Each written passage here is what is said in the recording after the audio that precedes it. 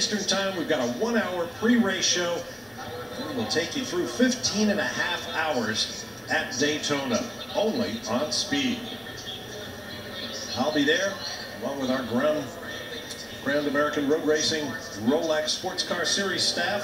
I'll be joined by my Formula One colleague, David Hobbs, and Tommy Kendall, will also be on our now staff. It's going to be a great weekend, the 50th anniversary of Rolex 24.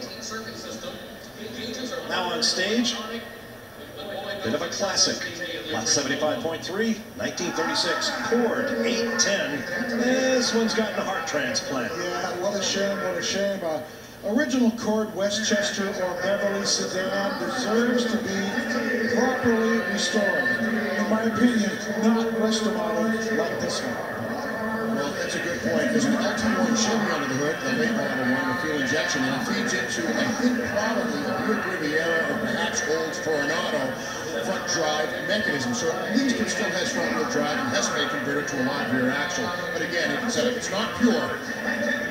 No, but, you know, let's not be too harsh because we don't know the story. This could have been a car that had a decent rust-free body, say from the Southwest, and had an engine that was blown to smithereens. I bet there aren't a lot of spare engines for these just lying around. So, yes, it's not original, but it's here, it's running, it's rolling, and somebody's going to take it home and enjoy it. Yeah, it works reliably. Speaking of that engine, it would have been a Lycoming made flathead 8 that this would have been born with back in 1936. But again, aside from the engine swap, it really looks quite pure on the outside, so it probably could fool a lot of people who didn't know better. You know, and to answer your question, Steve, it appears that the front drive mechanism is from an Eldorado, which would make a lot of sense. A Lycoming engine. Same folks who make aircraft engines. Indeed. When I mentioned Buick Riviera moment, I'm talking about late model cars which have front wheel drive. But yeah, you're right. The Eldo was available with this type of a motor, so it does make sense that it's a bolt-in.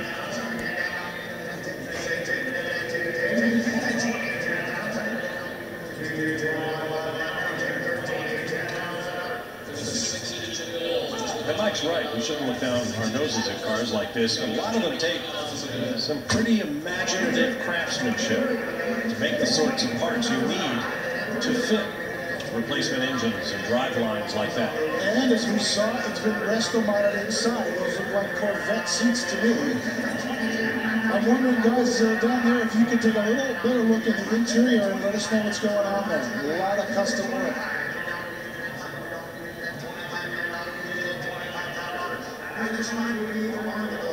Red piping, leather seats. I can't identify them just from here. I see electric seat mechanisms that looks like an older Cadillac switchgear.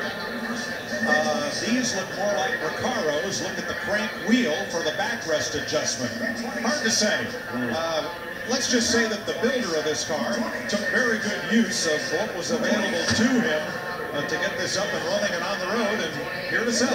Yes, creative engineering. I just took a peek under the rear of the car, and the stock Cord rear suspension is still in place. And what does that consist of?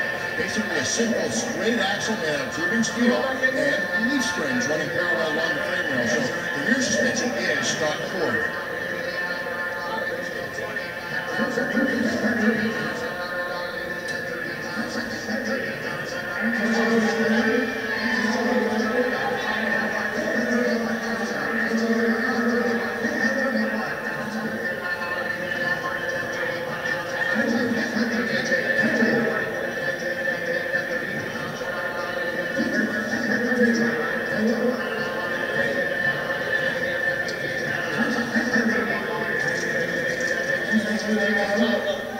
Now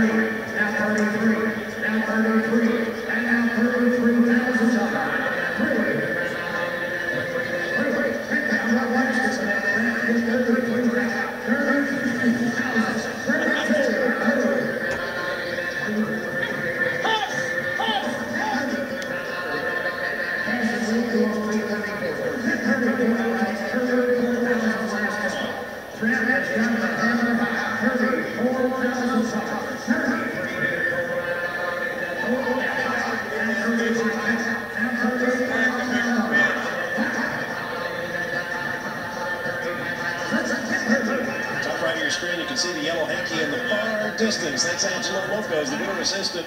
He's got the lead bidder, so the auctioneer saw him. Angelo.